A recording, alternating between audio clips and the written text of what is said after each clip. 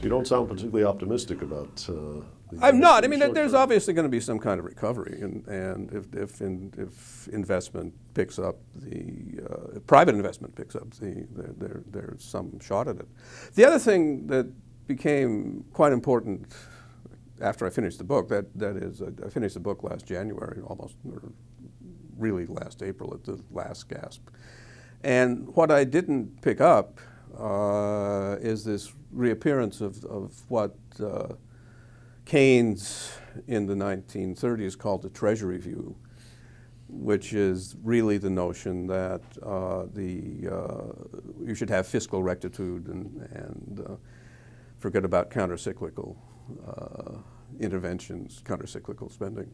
And so you see that in the sort of fears that unless we pursue austerity, we're going to be attacked by the bond vigilantes riding down from the hillside, or maybe... Really, the onset of this was the Greek crisis, where anxiety about Greece led to fears about sovereign debt solvency. Yeah, well, that certainly exacerbated it. But there was this whole view that what you have to do is be fiscally correct, and the resurgence of that. I mean, there was this spurt of Keynesianism coming out of the crisis. Led by Gordon Brown in the formation of the G20. Led by Gordon Brown, may he rest in peace.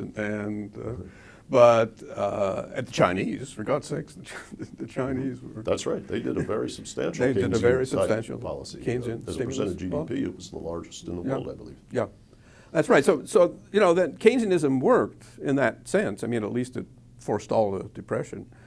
And that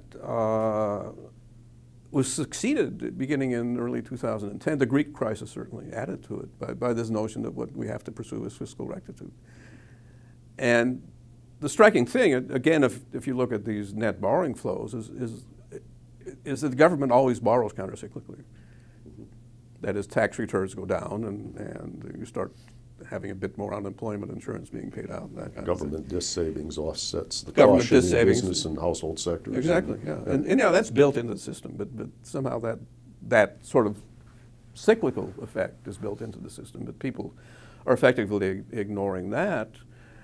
And then they're also ignoring the sort of very Keynesian notion, that probably in a longer period of time that fiscal stimulus can, in fact, support a higher rate of growth.